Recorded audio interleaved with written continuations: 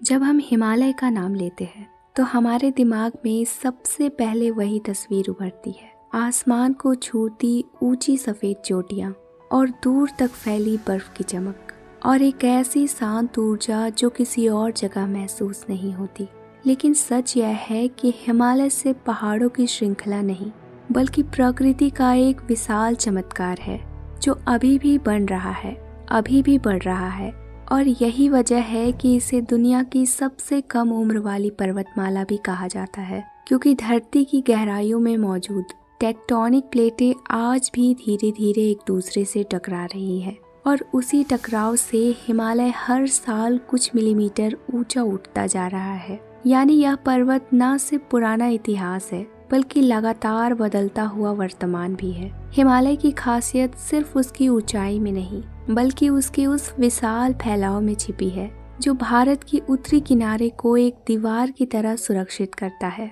यह ऐसा प्राकृतिक किला है जो देश को कठिन हवाओं, तेज बर्फीले तूफानों और बाहरी आक्रमणों से हजारों साल से बचाता आया है और इसलिए इसे अक्सर भारत की प्राकृतिक रक्षा रेखा भी कहा जाता है। एक ऐसी दीवार जो किसी इंसान ने नहीं बल्कि प्रकृति ने खुद बनाई है। लेकिन हिमालय की महत्व सिर्फ भौगोलिक या सुरक्षा तक सीमित नहीं है। यह वह पर्वत है जिसके साथ भारत की आध्यात्मिकता, धर्म कथाएं और संस्कृति गहराई से जुड़ी हुई है। यहीं से गंगा और यमुना जैसी पवित्र नदियां बहती है।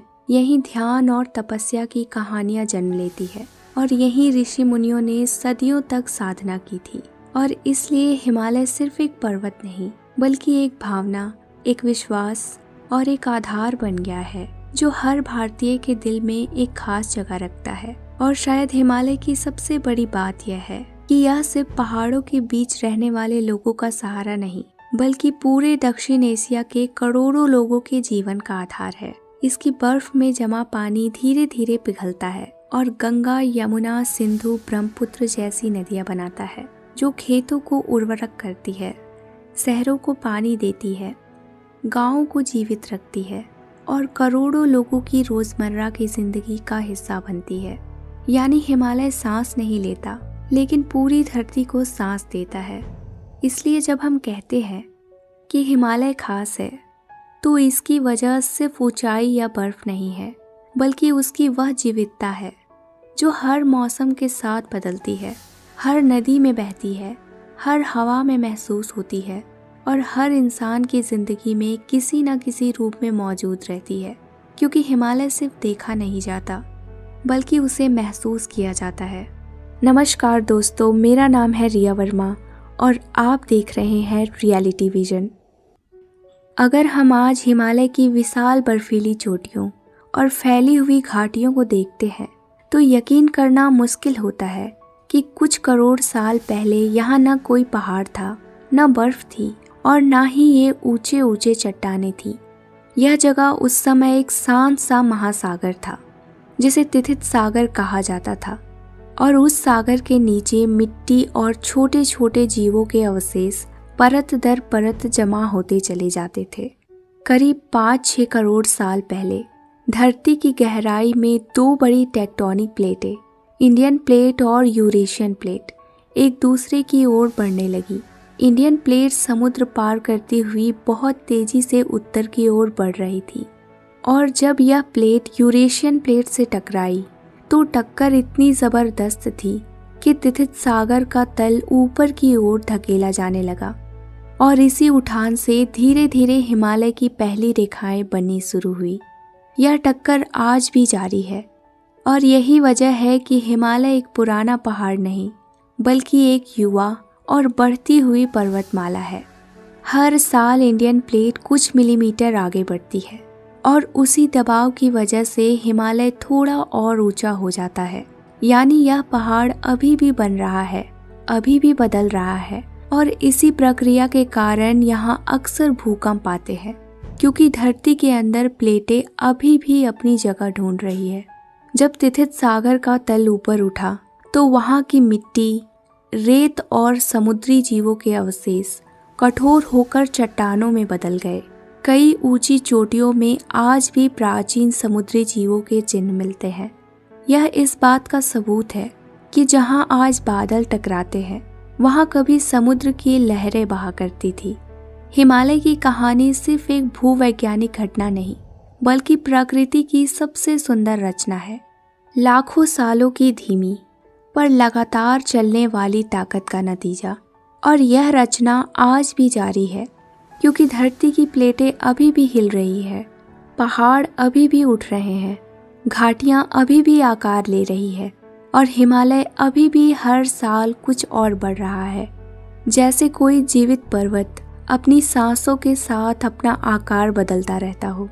इस तरह हिमालय की शुरुआत समुद्र से हुई, उसकी ऊंचाई धरती के टक्कर से बनी है और उसका विकास आज भी जारी है। यानी हिमालय सिर्फ एक पुरानी कहानी नहीं बल्कि एक चलती हुई प्रक्रिया है जो हर पल अपनी तस्वीर बनाती रहती है। हिमालय को एक बड़ा पहाड़ समझना आसान है, लेकिन असल में यह कई अलग अलग परतों और पर्वतमालाओं का विशाल परिवार है जो एक दूसरे के साथ मिलकर धरती की सबसे बड़ी और जटिल संरचना बनाते हैं। और इन्हीं परतों के कारण हिमालय हर हिस्से में अलग रूप और अलग कहानी सुनाता है। सबसे ऊंची और सबसे मजबूत परत है हिमाद्री, जिसे ग्रेटर हिमालय भी कहा जाता है। यहाँ की चोटियाँ इतनी ऊंची है कि बर्फ साल भर जमी रहती है और इंसान बहुत मुश्किल से ही यहाँ पहुँच पाता है। और यहीं से बड़े बड़े ग्लेशियर निकलते हैं जो आगे चलकर गंगा, यमुना और ब्रह्मपुत्र जैसी जीवनदायिनी नदियों को जन्म देते हैं। और इन चोटियों में एवरेस्ट, कंचनजंगा, नंदा देवी जैसी दुनिया की सबसे ऊंची शिखरियां शामिल है जो हिमालय की ताकत और उसकी पुरानी भूभार्गीय कहानी को दर्शाती है। इसके नीचे फैली है हिमाचल, जिसे लेसर हिमालय भी कहते हैं। यहाँ पर्वत थोड़े नर्म और ऊंचाई कम होती है और यहाँ की घाटियाँ चौड़ी और हरी भरी है। और यही वह क्षेत्र है जहाँ लोग सदियों से बसते आए हैं, खेती करते आए हैं और अपनी संस्कृति को आगे बढ़ाते हैं।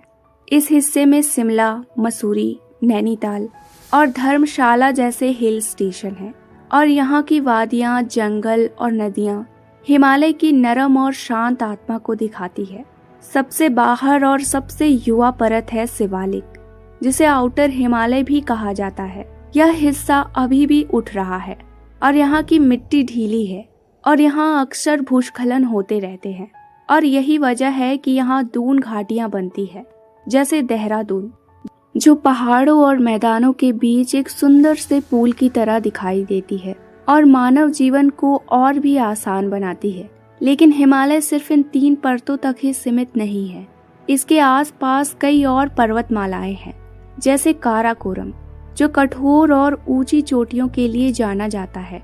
यहाँ दुनिया की सबसे खतरनाक ग्लेशियर और केटू जैसी चोटियां हैं, जो अफगानिस्तान तक फैली हुई एक प्राचीन और मजबूत पर्वत क्षेत्र है।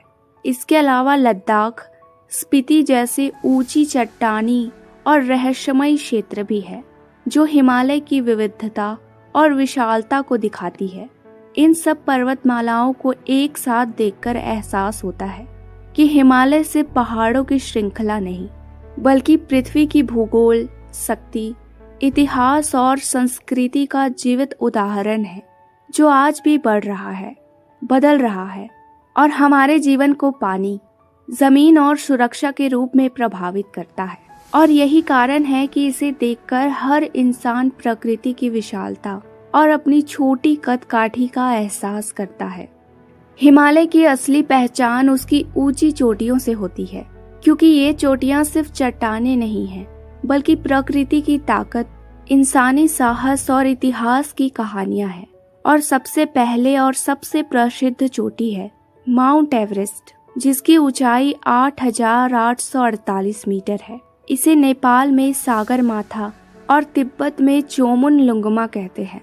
और यह सिर्फ एक पर्वत नहीं, बल्कि इंसान की हिम्मत और साहस का सबसे बड़ा इम्तिहान है, जहां हर कदम मौत और जिंदगी के बीच बेहद पतली रेखा पर रखा जाता है। और इसके बाद है केटू पर्वत, जिसे सेवेज माउंटेन यानी क्रूर पहाड़ भी कहा जाता है। इसकी ऊंचाई 8,611 मीटर है और एवरेस्ट से भी ज्यादा खतरनाक माना जाता है। क्योंकि यहाँ तेज हवाएं, अचानक बदलता मौसम और बहुत ढलान वाले रास्ते हैं जो इसे दुनिया का सबसे कठिन पर्वत बना देते हैं। और हर पर्वतरोही इसे चढ़ने के लिए पहले मानसिक और शारीरिक रूप से खुद को पूरी तरह तैयार करता है।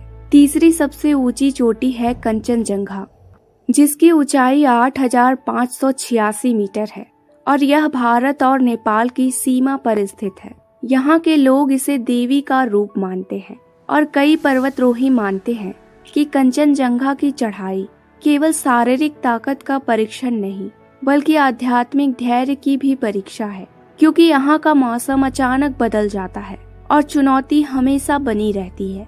इसके बाद आती है नंदा देवी पर्वत, जो भारत की दूसरी सबसे ऊंची चोटी है और इसकी ऊंचाई 7,816 मीटर है। यह इलाका बहुत दुर्गम और सुरक्षित है और इस पर्वत की हर घाटी और चोटी पुरानी कथाओं और रहस्यों से भरी हुई है, जो इसे केवल ऊंचाई का नहीं बल्कि संस्कृति और आध्यात्मिकता का भी प्रतीक बनाती है। और इसके बाद है अन्नपूर्णा पर्वत, जिसकी ऊंचाई 8,091 मीटर है। यह दुनिया की 10वीं सबसे ऊंची चोटी है, लेकिन चढ़ाई के लिहाज से सबसे खतरनाक मानी जाती है, क्योंकि यहाँ सफलता का प्रतिशत बहुत कम होता है और इसके लिए पर्वतरोही पहले से ही मानसिक तैयारी करके ही कदम रखते हैं।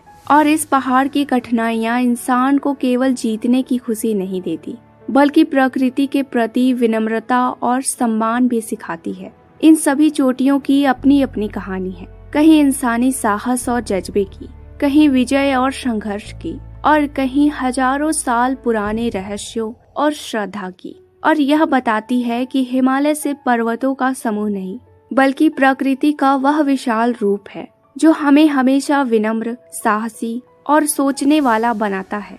हिमालय सिर्फ ऊंची चोटियों के लिए ही प्रसिद्ध नहीं है बल्कि यहाँ के ग्लेशियर भी दुनिया के सबसे बड़े और सबसे महत्वपूर्ण ग्लेशियरों में आते हैं। और ये ग्लेशियर हमारे लिए जीवनदायिनी नदियों का जन्म स्थल है, क्योंकि हिमालय की बर्फ हमेशा पिघलती रहती है और नीचे उतरकर नदियों का रूप ले लेती है, जिससे करोड़ों लोगों के खेत, शहर और जीवन संचालित होते हैं।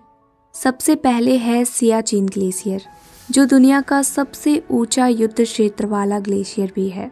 यहाँ की बर्फ सालों साल जमकर कई मीटर मोटी हो जाती है और धीरे धीरे पिघलकर ग्लेशियर की धाराओं के रूप में बहती है और इसी पानी का हिस्सा बाद में नदियों में मिलता है, जो भारत और पड़ोसी देशों के लिए बहुत ज़रूरी है। इसके बाद आती है गंगोत्री ग्लेशियर, जो गंगा नदी का सबसे बड़ा स्रोत है और यहीं से निकलती है छोटी धाराएं जो मिलकर भागीरथी बनाती है और बाद में देवप्रयाग में जाकर गंगा का रूप ले लेती है। और यही ग्लेशियर हिमालय की ऊंचाई और ठंड के कारण सालों साल जमा बर्फ को पानी में बदलकर जीवन देती है। इसके बाद आती है यमुनोत्री ग्लेशियर, जो यमुना नदी की उत्पत्ति है। यहाँ की बर्फ धीरे धीरे पिघलकर एक छोटी धारा बनाती है जो घाटियों से होकर मैदान में जाती है और लोगों के जीवन और खेती को पानी देती है। और यही दिखाता है कि हिमालय के ग्लेशियर ही हमारी नदियों की असली शुरुआत है। और इसके बाद आती है जेमू ग्लेशियर, जो सिक्किम में है। वह भी बहुत बड़ा और लंबा ग्लेशियर है। यहाँ की बर्फ लगातार ऊपर से नीचे आती रहती है और पहाड़ों के बीच से बहती हुई नदियों को जन्म देती है और इसी प्रक्रिया से पूरे क्षेत्र की जलधारा और परिस्थितिकी बनी रहती है। लेकिन आज क्लाइमेट चेंज ने इस प्रकृति चक्र को खतरे में डाल दिया है, क्योंकि ग्लेशियर तेजी से पिघल रहे हैं, जिससे नदियों का जल स्तर अस्थिर हो गया है। बाढ़ और सूखे का खतरा बढ़ रहा है और यह भविष्य में लाखों लोगों के जीवन को प्रभावित कर सकता है। और यही वजह है कि हिमालय के ग्लेशियर सिर्फ बर्फ नहीं बल्कि जीवित जल भंडार है, जो हमें सतर्क, समझदार और प्रकृति के प्रति जागरूक बनाते हैं। सच्चाई यह है कि हिमालय का हर ग्लेशियर, चाहे वह सियाचिन हो, गंगोत्री हो या यमुनोत्री हो, हमेशा बर्फ के रूप में ऊपर से नीचे बहता रहता है और धीरे धीरे पानी में बदलकर नदियों का रूप ले लेता है। और इस प्रक्रिया में हमें यह समझ आता है कि हिमालय सिर्फ पहाड़ नहीं है बल्कि जीवन तंत्र है, जो हमारे जीवन को हर रोज नया रूप देता है। हिमालय सिर्फ ऊंचे पहाड़ों और ग्लेशियरों के लिए ही महत्वपूर्ण नहीं है, बल्कि यहाँ से निकलने वाली बड़ी नदियाँ पूरे भारत की जीवन रेखा है, क्योंकि गंगा, ब्रह्मपुत्र, सिंधु और यमुना जैसी नदियाँ अपने बहाव से करोड़ों लोगों को पानी देती है, खेतों को सींचती है, शहरों और गांवों की जिंदगी को बनाए रखती है और देश की अर्थव्यवस्था और संस्कृति में अपना असर डालती है। गंगा हिमालय के गंगोत्री ग्लेशियर से निकलती है और धीरे धीरे देवप्रयाग में भागीरथी से मिलकर एक विशाल नदी का रूप ले लेती है।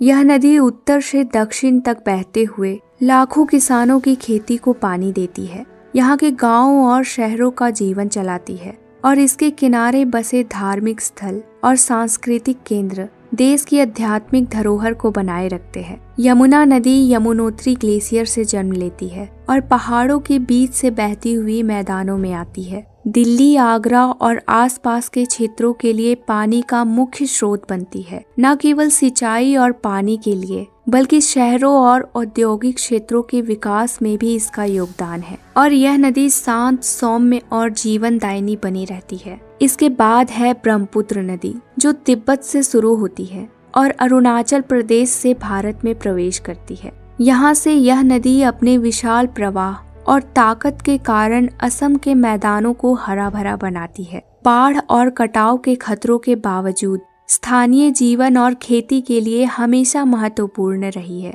और इसके किनारे बसे लोग इसके साथ अपने सांस्कृतिक और पारंपरिक जीवन को जोड़े हुए हैं। इसके बाद आती है सिंधु नदी, जो हिमालय के लद्दाख और काराकोरम क्षेत्र से निकलती है और पाकिस्तान होते हुए अरब सागर में मिलती है। यह नदी सिंधु घाटी सभ्यता जैसी प्राचीन सभ्यताओं की जननी रही है और आज भी सिंचाई, जल विद्युत और स्थानीय अर्थव्यवस्था के लिए बेहद अहम है, क्योंकि उसकी उपजाऊ मिट्टी और जल से कृषि और जीवन निर्भर है। इन सभी नदियों की खासियत यह है कि ये हिमालय की बर्फ और ग्लेशियर से पैदा हुई है, इसलिए इनका पानी ठंडा, साफ और जीवनदायिनी रहता है और इसके बिना भारत की खेती, उद्योग, संस्कृति और रोजमर्रा का जीवन अधूरा सा लगता है। और यही वजह है कि हिमालय सिर्फ पहाड़ नहीं, बल्कि पूरे उपमहाद्वीप का जीवित जल भंडार और जीवनदाता माना जाता है। हिमालय सिर्फ ऊंचे पहाड़ों और बर्फ के लिए ही प्रसिद्ध नहीं है, बल्कि यह एक ऐसा जीवित घर है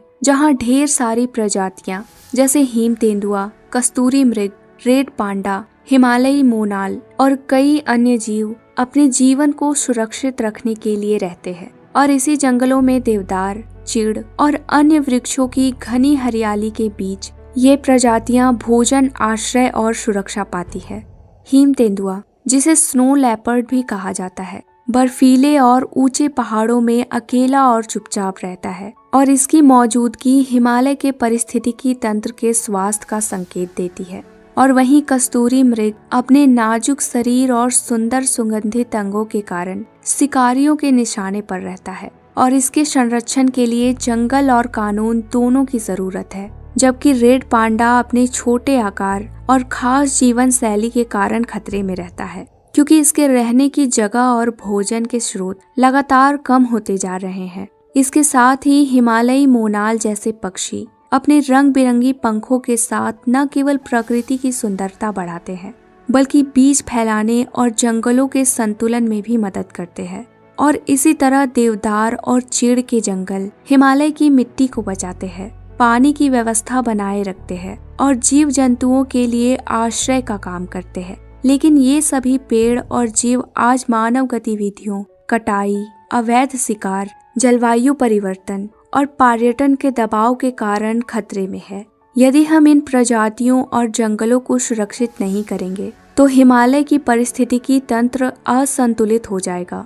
नदियों का प्रवाह, मिट्टी की उर्वरकता और पूरे इलाके की जैव विविधता प्रभावित होगी। और यही कारण है कि हिमालय की जैव विविधता सिर्फ स्थानीय या राष्ट्रीय महत्व नहीं है, बल्कि पूरे उपमहाद्वीप के लिए जीवनदायिनी और अनमोल है। हिमालय सदियों से मानव सभ्यता का भी गवाह रहा है, क्योंकि इसकी घाटियों और दरारों के रास्ते प्राचीन समय से ही व्यापारियों, यात्रियों और विद्वानों का मार्ग बनते आए हैं, जैसे सिल्क रूट। जिसने एशिया और यूरोप के देशों को जोड़ने का काम किया है और यहाँ से व्यापार, संस्कृति और विचारों का आदान प्रदान होता रहा है। और इसी वजह से हिमालय के आसपास विकसित हुई स्थानीय भाषाएं, परंपराएं, लोकगीत, नृत्य और त्योहार आज भी जीवित है, जो दर्शाते हैं कि लोग यहाँ सिर्फ रहना ही नहीं बल्कि अपनी संस्कृति, रीति रिवाज और जीवन शैली को भी पहाड़ों की गोद में पालन पोषण करते आए हैं। हिमालय की चोटियों और घाटियों ने कई सभ्यताओं को सुरक्षा दी, उन्हें प्राकृतिक ढाल का काम किया है और रास्तों ने व्यापार और सामाजिक संपर्क को आसान बनाया, जिससे पर्वतीय लोग और मैदानों के लोग एक दूसरे के साथ जुड़े और संसाधनों, ज्ञान और कला का आदान प्रदान हुआ। और यही कारण है कि हिमालय के प्रभाव ने न केवल भौगोलिक रूप से बल्कि सांस्कृतिक, धार्मिक और सामाजिक दृष्टि से भी पूरे क्षेत्र की पहचान बनाई। आज भी हिमालय के गांवों और कस्बों में लोग अपने पारंपरिक ज्ञान, खेती, पशुपालन, हस्तशिल्प और लोक कथाओं के माध्यम से प्रकृति के साथ संतुलन बनाए रखते हैं। और यह दिखाता है कि हिमालय सिर्फ पहाड़ों का समूह नहीं बल्कि मानव सभ्यता के लिए जीवित शिक्षक और संरक्षक भी है, जिसने सदियों से लोगों को जीवन जीना, प्रकृति के साथ तालमेल रखना और संस्कृति को आगे बढ़ना सिखाया है। हिमालय सदियों से धर्म और आध्यात्मिकता का भी केंद्र रहा है, क्योंकि यहाँ की हवा, चट्टानें और घाटियाँ हमेशा से मनुष्य के विश्वास, तपस्या और भक्ति के प्रतीक रही है। और यही वजह है कि पूरे भारत और तिब्बत में कई पवित्र स्थान हिमालय की गोद में बसे पाए जाते हैं, जैसे कैलाश पर्वत, जिसे हिंदू धर्म में शिव का निवास और बौद्ध धर्म में निर्वाण का स्थल माना जाता है। और इसके चारों ओर फैले क्षेत्र में तीर्थयात्रियों और साधुओं की श्रद्धा हजारों सालों से मौजूद रही है, जहां लोग कठिन रास्तों, बर्फीली हवाओं और ऊंचाई की चुनौतियों को पार करके आते हैं, ताकि वे अपने मन, आत्मा और विश्वास को मजबूत कर सके और कुछ पल शांति और ध्यान में बिता सके। इसी तरह बद्रीनाथ और केदारनाथ जैसे स्थल हर साल लाखों श्रद्धालुओं को अपनी ओर खींचते हैं, जहां लोग पहाड़ों की चोटी और घाटियों के बीच भक्ति में लीन होकर अपने जीवन की इच्छाओं, समस्याओं और आभार को प्रकट करते हैं। और अमरनाथ गुफा में हिमकणों से बने भगवान शिव के लिंग की पूजा करना कई लोगों के लिए आध्यात्मिक यात्रा का सबसे महत्वपूर्ण अनुभव होता है, क्योंकि यह कठिन यात्रा, मौसम की चुनौती और लंबा सफर भी मनुष्य की आस्था और धैर्य को परखता है। हिमालय के बौद्ध धर्म से जुड़े स्थल भी अपनी गहराई और शांति के लिए प्रसिद्ध है, जहां मठ, लमा और साधु ध्यान, शिक्षा और आध्यात्मिक ज्ञान फैलाते हैं। और इन स्थानों की शांत घाटियां, हिमानी जंगल और ऊंची चोटियां लोगों को प्रकृति और अपने भीतर के संसार से जोड़ने का काम करती है, जिससे मनुष्य केवल बाहरी रूप से नहीं बल्कि आंतरिक रूप से भी बदलता है। और यही वजह है कि हिमालय को सिर्फ भौगोलिक रूप में नहीं बल्कि मानव आत्मा का पवित्र घर, विश्वास और आध्यात्मिक ऊर्जा का भी केंद्र माना जाता है। हिमालय की हर घाटी, हर झरना, हर चोटी और हर बर्फीले मैदान में ऐसी कथाएं और अनुभव बिखरे हुए हैं, जो धर्म, भक्ति और साधना की गहराइयों को दर्शाते हैं। चाहे वह योगियों की तपस्या हो, साधुओं का ध्यान हो या यात्रियों की कठिन यात्रा, और यही सब मिलकर हिमालय को मानव सभ्यता और विश्वास का अमूल आध्यात्मिक धरोहर बनाते हैं, जहां आना केवल एक यात्रा नहीं बल्कि आत्मा को छूने वाला अनुभव बन जाता है। हिमालय हजारों सालों से रहस्यों और अद्भुत कथाओं से भरा हुआ है, और यही वजह है कि इसे देखना केवल प्राकृतिक चमत्कार नहीं बल्कि एक अद्भुत और रहस्यमय अनुभव भी माना जाता है, क्योंकि यहाँ की चुप्पी, ठंडी हवाएं और घने जंगल कभी कभी हमें उन कहानियों की याद दिलाते हैं जो केवल सुनाई नहीं देती बल्कि महसूस की जाती है।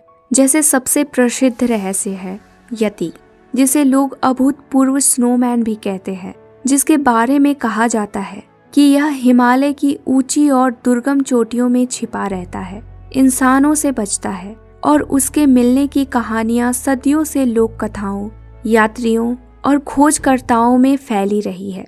और यति के निशान, अद्भुत आवाजें या अचानक दिखाई देने वाले अजीब रूप लोगों को हमेशा हैरान और रोमांचित कर देते हैं। और इसी तरह रोपकुंड झील का रहस्य भी हिमालय की सबसे रहस्यमयी कहानियों में गिना जाता है, क्योंकि यह ऊंचाई पर स्थित झील हर साल बर्फ और धूल के बीच अचानक दिखाई देती है और इसमें पुराने समय के हजारों मानव कंकाल पाए गए हैं, जिनके मृत्यु के कारण आज तक पूरी तरह स्पष्ट नहीं है। और यही कारण है कि वैज्ञानिक, इतिहासकार और स्थानीय लोग इसे अद्भुत और डरावना रहस्य मानते हैं, जहां प्रकृति की शक्ति और मानव का इतिहास का अद्भुत संगम दिखाई देता है। हिमालय में ध्यान और तपस्या करने वाले योगियों की कथाएं भी कई रहस्यों से भरी है, क्योंकि यहाँ के कठिन रास्तों, ठंडी हवाओं और ऊंचाई की चुनौतियों में साधु और योगी कई महीने या साल बिताते हैं, अपने मन और शरीर को नियंत्रित करते हैं और प्रकृति के साथ एक गहरी आत्मीयता महसूस करते हैं। और ऐसे लोग कहते हैं कि यहाँ की चुप्पी में और शांति में आप कुछ ऐसी चीजें देख सकते हैं या महसूस कर सकते हैं जिसे शब्दों में बयान करना मुश्किल है, मानो समय और स्थान भी यहाँ थम जाते हो। इसके अलावा हिमालय में कभी कभी यूएफओ की खबरें भी आती है, जहाँ स्थानीय लोग, पर्वतरोही और शोधकर्ता कुछ अजीब रोशनी, उड़ते हुए आकार और अद्भुत घटनाएं देखते हैं। और ये कहानी हिमालय के रहस्यमय और असामान्य माहौल को और भी गहरा बनाती है। इसी तरह कई छोटे गांव, छिपे हुए रास्ते और उन पर बसे लोग ऐसे हैं जो हजारों सालों से पहाड़ों की गोद में रहते आए हैं और जिनकी जीवन शैली, परंपरा और रहस्य कभी कभी बाहरी दुनिया के लिए पूरी तरह अज्ञात रहते हैं। इन कहानियों को देखकर यह स्पष्ट होता है कि हिमालय केवल भौगोलिक रूप से ही विशाल नहीं है, बल्कि इसका रहस्य, आध्यात्मिक शक्ति और मानव अनुभव के अनकहे पहलू इसे दुनिया की सबसे अद्भुत और मंत्रमुग्ध करने वाले पर्वतमालाओं में बदल देते हैं। और जब कोई व्यक्ति हिमालय की चुप्पी, उसकी ऊंचाई और रहस्यमय कहानियों को महसूस करता है, तो उसे लगता है कि यह सिर्फ पहाड़ नहीं है, बल्कि एक जीवित रहस्य और अनुभव का संसार है जो हर कदम पर आश्चर्य पैदा करता है। हिमालय में हजारों सालों से लोग भी रहते आए हैं, जिनकी जिंदगी इन कठिन और दुर्गम परिस्थितियों में भी अद्भुत साहस, मेहनत और धैर्य का उदाहरण है। क्योंकि भोटिया, गुज्जर, लद्दाखी और पहाड़ी गांव में रहने वाले लोग बर्फबारी, ठंडी हवाओं, ऊंचाई की कमी और सीमित संसाधनों के बावजूद अपने परिवार और संस्कृति को बनाए रखते हैं। और यहाँ का हर दिन उनके लिए एक चुनौती भरा अनुभव है, जहाँ खाने पीने, बिजली, स्कूल और अस्पताल जैसी बुनियादी सुविधाएं अक्सर दूर और कठिनाई से मिलती है। फिर भी ये लोग अपने पारंपरिक कामों जैसे पशुपालन, खेती, ऊन, हस्तकला और छोटे व्यापार में माहिर होते हैं और यही उनकी जीविका का मुख्य आधार बनता है। इन गांवों में लोग मौसम और मौसम के बदलते स्वरूप के साथ तालमेल बैठाकर जीते हैं, क्योंकि भारी बर्फबारी और भूस्खलन जैसी प्राकृतिक घटनाएं यहाँ आम हैं। और इन्हीं कठिनाइयों ने लोगों को मजबूती, धैर्य और सामाजिक जुड़ाव सिखाया है, जहाँ हर परिवार, हर पड़ोसी और हर समुदाय एक दूसरे का सहारा बनता है। और यही वजह है कि हिमालय में रहने वाले लोगों की संस्कृति, रीति रिवाज, भाषा और उत्सव इतने जीवंत और अनूठे हैं, जो उन्हें कठिनाइयों के बीच भी अपने अस्तित्व और पहचान को बनाए रखने की शक्ति देता है। भोटिया लोग अपनी परंपराओं और पर्वों में हिमालय की शक्ति और प्रकृति का सम्मान दिखाते हैं, और गुज्जर अपनी घुमंतू जीवन शैली और पशुपालन के जरिए ऊंचे पहाड़ों के कठिन इलाकों में भी जीवित रहते हैं, और लद्दाखी अपने बौद्ध संस्कृति, मठों और साधना के माध्यम से यहाँ की कठोर परिस्थितियों में भी मानसिक और आध्यात्मिक स्थिरता बनाए रखते हैं। और यही अनुभव उन्हें शांति, सहनशीलता और प्रकृति के साथ गहरे संबंध का एहसास कराता है। हिमालय में रहने वाले लोग इसलिए केवल कठिन परिस्थितियों का सामना करने वाले नहीं हैं, बल्कि उनकी जिंदगी हमें यह सिखाती है कि मानव धैर्य, साहस, संस्कृति और प्रकृति के साथ सामंजस्य कैसे बनाए रखता है। और जब कोई व्यक्ति इन गांव की सड़कों, घरों, खेतों और पर्यावरण जीवन को देखता है तो उसे महसूस होता है कि हिमालय केवल बर्फ और चट्टान नहीं, बल्कि मनुष्य की मेहनत, साहस और जीवांत संस्कृति का घर भी है, जहाँ हर व्यक्ति, हर परिवार और हर समुदाय अपने अस्तित्व को प्रकृति की चुनौती और सौंदर्य दोनों के बीच गहराई से समझते हुए जीता है। हिमालय भारत की सबसे बड़ी रक्षा रेखा भी है, क्योंकि इसकी ऊंचाई, खड़ी चट्टानें, बर्फीले ग्लेशियर और दुर्गम क्षेत्र देश की सीमाओं को प्राकृतिक रूप से सुरक्षित रखते हैं। और यही वजह है कि भारत की उत्तर और उत्तर पूर्व में फैली विशाल पर्वतीय क्षेत्र, लगभग जम्मू कश्मीर से लेकर अरुणाचल प्रदेश तक, जिसमें लद्दाख, हिमाचल, उत्तराखंड, सिक्किम और उत्तर पूर्वी राज्य शामिल है, पूरे भारत के लिए रणनीतिक रूप से बेहद महत्वपूर्ण है। भारत चीन सीमा यानी LAC हिमालय की ऊंची चोटियों, घाटियों और ग्लेशियरों से होकर गुजरती है, जहां सैनिकों को न सिर्फ दुश्मनों की निगरानी करनी होती है, बल्कि कठोर मौसम, बर्फबारी, तेज हवाएं और ऑक्सीजन की कमी जैसी चुनौतियों का भी सामना करना पड़ता है, क्योंकि इन इलाकों में हर कदम जोखिम भरा होता है और हर रात बेहद ठंडी होती है। इसी हिमालय में स्थित सियाचिन ग्लेशियर, जो दुनिया का सबसे ऊंचा और सबसे कठिन युद्ध क्षेत्र माना जाता है, जहां सेना कई दशक से तैनात है और सैनिकों को न केवल दुश्मनों की हर हरकत पर नजर रखनी होती है, बल्कि खुद को ठंडी हवाओं, भारी बर्फबारी, बर्फीले भूस्खलन और ऊंचाई की बीमारी जैसी खतरों से भी बचना पड़ता है, क्योंकि यहाँ मौसम और भूगोल लगातार बदलते रहते हैं और कभी भी छोटी सी गलती जीवन और मृत्यु का सवाल खड़ा कर सकती है। और यहाँ सैनिक केवल दुश्मन की निगरानी नहीं करते, बल्कि उन्हें अपने कैंप, खाने पीने की व्यवस्था, हथियारों और उपकरणों के साथ कठिन मौसम और बर्फीले रास्तों के बीच लगातार सतर्क रहना पड़ता है।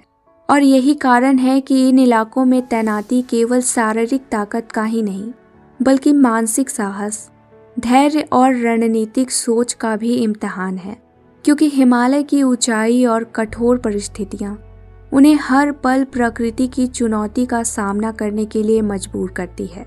भारत की यह सीमा लगभग जम्मू कश्मीर से कश्मीर घाटी से शुरू होकर लद्दाख की ठंडी ऊंची चोटियों, उत्तराखंड और हिमाचल प्रदेश के दुर्गम पर्वतीय इलाकों, सिक्किम और अरुणाचल प्रदेश के हरे भरे लेकिन ऊंचे जंगलों और घाटियों तक फैली हुई है। और इसी कारण से हिमालय केवल प्राकृतिक सौंदर्य का प्रतीक नहीं, बल्कि भारत का सुरक्षा कवच, जीवन रेखा और सैनिकों की वीरता का भी साक्ष्य बनता है, जहां हर कदम, हर कठिनाई देश की रक्षा के लिए बेहद महत्वपूर्ण है। हिमालय उन लाखों लोगों के लिए आकर्षण का केंद्र है, जो हर साल अपनी जिंदगी में थोड़ी चुनौती, थोड़ा रोमांच और प्रकृति के साथ अद्भुत दृश्य देखने की तलाश में आते हैं।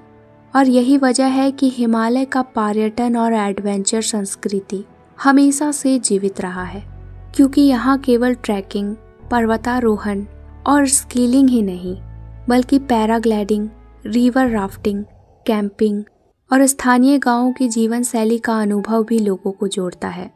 लोग यहाँ बद्रीनाथ, केदारनाथ, गंगोत्री और यमुनोत्री जैसे धार्मिक यात्राओं के साथ साथ लद्दाख की विस्तृत वादियों में बर्फ के बीच चलना, स्पीति घाटियों की सुनसान चट्टानों के बीच घूमना और माउंट एवरेस्ट के बेस कैंप तक पहुंचने का साहसिक सफर भी करते हैं, जिससे हर व्यक्ति न सिर्फ प्रकृति की सुंदरता का अनुभव करता है, बल्कि अपने भीतर की हिम्मत, धैर्य और सहनशीलता को भी परखता है। हिमालय के एडवेंचर टूरिज्म में हर मौसम की अपनी खासियत है, जहां सर्दियों में बर्फ और ग्लेशियर की सफ़ेद चादरें रोमांच की अनुभूति देती है, वहीं गर्मियों में पहाड़ों की हरी भरी घाटियां, फूलों की रंगीन बहार और ठंडी हवाएं ट्रैकर्स और प्रकृति प्रेमियों को अपनी ओर खींचती है।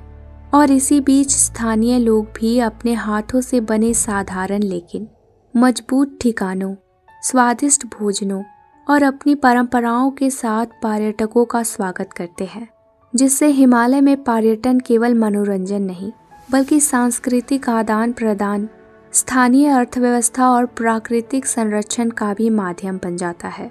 लेकिन हिमालय में एडवेंचर टूरिज्म सिर्फ आनंद का स्रोत नहीं है, क्योंकि यहाँ के कठिन मौसम, तेज हवाएं, अचानक आने वाले बादल, ऊंचाई के कारण कम ऑक्सीजन और भूस्खलन जैसे प्राकृतिक खतरे हर समय मौजूद रहते हैं। इसलिए पर्वतरोहियों और ट्रैकर्स को पूरी सावधानी और अनुभव के साथ कदम रखना पड़ता है। और यही वजह है कि हिमालय के एडवेंचर में न केवल साहस, बल्कि बुद्धिमानी, तैयारी और प्रकृति के प्रति सम्मान भी शामिल होता है। क्योंकि यहाँ की चोटियाँ, घाटियाँ और नदियाँ हमेशा याद दिलाती है कि हिमालय केवल देखने और आनंद लेने के लिए नहीं, बल्कि अनुभव करने, सीखने और अपनी सीमाओं को समझने के लिए भी है। हिमालय में एडवेंचर और पर्यटन की कहानी इसलिए इतनी खास है क्योंकि यह हर व्यक्ति को न केवल प्रकृति की विशालता, ताकत और सुंदरता दिखाती है, बल्कि उसे यह एहसास भी कराती है कि इंसान कितना छोटा है और पहाड़ कितना बड़ा है। और जब साहस, तैयारी और समझदारी मिलती है तो इंसान हिमालय की कठिनाइयों में भी अपना राह बना सकता है। और यह अनुभव जीवन भर के लिए यादगार बन जाता है, जिससे हिमालय का पर्यटन सिर्फ रोमांच नहीं, बल्कि आध्यात्मिक, सांस्कृतिक और व्यक्तिगत विकास का भी प्रतीक बन जाता है। हिमालय की खूबसूरती और विशालता जितनी मंत्रमुग्ध कर देने वाली है, उतनी ही यह खतरे से भी भरी है, क्योंकि यह पर्वत श्रृंखला अब सिर्फ प्राकृतिक चमत्कार नहीं रह गई है, बल्कि ग्लोबल वार्मिंग, बढ़ती मानव गतिविधियां और असंतुलित विकास के चलते लगातार संकट की चेतावनी देती रहती है। और यही कारण है कि दुनिया भर के वैज्ञानिक इस विशाल पर्वत की निगरानी में लगे रहते हैं, क्योंकि हिमालय में अचानक आने वाले क्लाइमेट चेंज यानी जलवायु परिवर्तन की वजह से ग्लेशियर तेजी से पिघल रहे हैं, जिससे नदियों का जल स्तर बढ़ रहा है। और कभी कभी यह अचानक ग्लेशियर ब्लास्ट या हिम नदी फटने जैसी आपदाओं का रूप ले लेता है। जैसे 2021 में उत्तराखंड में हुई त्रासदी ने पूरे देश को हिला दिया था। सिर्फ ग्लेशियर ही नहीं, बल्कि हिमालय की ढलानों पर लगातार बढ़ता हुआ भूस्खलन और लैंडस्लाइड का खतरा भी आम बात हो गया है, क्योंकि बारिश और बर्फ पिघलने के साथ मिट्टी और चट्टानों की स्थिरता कम हो गई है। और इसी बीच जब बड़े पैमाने पर सड़क, हवाई अड्डा, होटल और हिल स्टेशन जैसे विकास हो रहे हैं, तो डेवलपमेंट वर्सेस नेचर की लड़ाई और तेज हो जाती है, क्योंकि इंसानी गतिविधियां, भारी मशीनरी और पर्यटन का दबाव प्रकृति के संतुलन को बिगाड़ देते हैं। और जंगल कटने, नदी के किनारे अव्यवस्थित निर्माण और बढ़ते कचरे की वजह से हिमालय की परिस्थितिकी धीरे धीरे अस्थिर होती जा रही है। इसके अलावा हिमालय में क्लाउड ब्लास्ट यानी अचानक भारी बारिश का खतरा भी रहता है, जो सिर्फ कुछ घंटों में विशाल पानी की मात्रा को नदियों में डाल देता है और पहाड़ी क्षेत्रों में बाढ़ और भूस्खलन का कारण बन जाता है। और जब इन प्राकृतिक घटनाओं में इंसानी अव्यवस्था और निर्माण की गलतियां जुड़ जाती है, तो इसका असर सिर्फ हिमालय में ही नहीं, बल्कि मैदानों, गांवों और शहरों तक भी पहुंच जाता है, जिससे लाखों लोगों की जिंदगी खतरे में पड़ जाती है। हिमालय के ये खतरे हमें याद दिलाते हैं कि यह पर्वत श्रृंखला सिर्फ देखने और आनंद लेने के लिए नहीं है, बल्कि यह हमें यह भी सिखाती है कि प्रकृति की शक्तियों के सामने इंसान कितना छोटा है और उसके साथ संतुलन बनाए रखना कितना ज़रूरी है। क्योंकि अगर हम हिमालय की सुरक्षा और इसके प्राकृतिक संसाधनों का ध्यान नहीं रखेंगे, तो न केवल पर्यावरण और जलवायु प्रभावित होगी, बल्कि नदियों का प्रवाह, कृषि, जीवन और स्थानीय समुदाय भी संकट में पड़ सकते हैं। और यही वजह है कि हिमालय के खतरे केवल स्थानीय नहीं, बल्कि पूरे उपमहाद्वीप और आने वाली पीढ़ियों के लिए भी संदेश बन जाते हैं कि प्रकृति के साथ समझदारी और सम्मान का रिश्ता बनाना कितना ज़रूरी है। हिमालय की सुरक्षा केवल प्राकृतिक जिम्मेदारी नहीं है, बल्कि हमारे अस्तित्व की भी जिम्मेदारी है। और इसे बचाने के लिए हमें कई तरीकों को एक साथ अपनाना होगा, क्योंकि यह पर्वत श्रृंखला जितनी सुंदर और विशाल है, उतनी ही नाजुक और संवेदनशील भी है। और अगर हम समय रहते कदम नहीं उठाए, तो नदियों, जंगलों, ग्लेशियरों और यहाँ रहने वाले लोगों का जीवन खतरे में पड़ सकता है। इसलिए सबसे पहले ज़रूरी है सस्टेनेबल टूरिज्म, यानी ऐसा पर्यटन जो प्रकृति को नुकसान न पहुँचाए, जहाँ पर्यटक कचरा फैलाने के बजाय प्रकृति के नियमों का सम्मान करे, स्थानीय संस्कृति और वन्य जीवन को सुरक्षित रखे और सिर्फ देखने और अनुभव के लिए आए। साथ ही हिमालय की हरित छाया को बनाए रखने के लिए पेड़ लगाना और जंगलों की रक्षा करना भी बेहद ज़रूरी है, क्योंकि देवदार, चीड़ और अन्य हिमालयी पेड़ न सिर्फ मिट्टी को बचाते हैं बल्कि हवा को भी साफ रखते हैं, नदियों में पानी की मात्रा बनाए रखते हैं और हिमालय की जैव विविधता की भी रक्षा करते हैं। इसलिए स्थानीय समुदायों को इस काम में शामिल करना भी ज़रूरी है ताकि वे खुद अपने जंगल और संसाधनों के रक्षक बन सके। इसके साथ ही डिजास्टर मैनेजमेंट यानी आपदा प्रबंधन की भी तैयारी ज़रूरी है ताकि भूस्खलन, ग्लेशियर ब्लास्ट, क्लाउड ब्लास्ट या अचानक बाढ़ जैसी प्राकृतिक घटनाओं में तुरंत बचाव और राहत पहुंचाई जा सके और लोगों की जान और संपत्ति की रक्षा हो। और इसी वजह से स्थानीय प्रशासन, वैज्ञानिक और गांव के लोग एक साथ मिलकर जल संरक्षण, नदी तटों की सुरक्षा और पानी के स्रोतों को बचाने के काम में जुट सकते हैं ताकि ग्लेशियरों और बर्फ पिघलने से आने वाले पानी के उपयोग संतुलित और सुरक्षित तरीके से किया जा सके। सिर्फ स्थानीय स्तर पर ही नहीं बल्कि हिमालय की रक्षा में क्लाइमेट एक्शन यानी वैश्विक स्तर पर जलवायु परिवर्तन को रोकने के उपाय बेहद महत्वपूर्ण हैं, क्योंकि ग्लोबल वार्मिंग की वजह से हिमालय की ग्लेशियर तेजी से पिघल रहे हैं और इसका असर पूरे भारत और पड़ोसी देशों की नदियों, कृषि और जीवन पर पड़ रहा है। इसलिए कार्बन उत्सर्जन कम करना होगा, ऊर्जा के साफ और टिकाऊ स्रोतों का इस्तेमाल करना होगा और प्रदूषण कम करना हर नागरिक की जिम्मेवारी बनती है। और अंत में हिमालय को बचाने का मतलब केवल पर्वत को संरक्षित करना नहीं है, बल्कि इसका मतलब है कि हम अपने जीवन के साथ प्रकृति का संतुलन बनाए रखें, यहाँ के स्थानीय लोगों की संस्कृति और आजीविका को सम्मान दें, हर पेड़, हर नदी और हर ग्लेशियर के महत्व को समझे ताकि हिमालय अपनी भव्यता और जीवनदायिनी शक्ति के साथ हमेशा हमारे लिए न केवल प्राकृतिक सौंदर्य बल्कि भोजन, पानी, ऊर्जा और सांस्कृतिक धरोहर का स्रोत बना रहे। और यही वजह है कि समाधान केवल नियम और कानून नहीं बल्कि जागरूकता, समझदारी और सभी का सहयोग बन जाता है।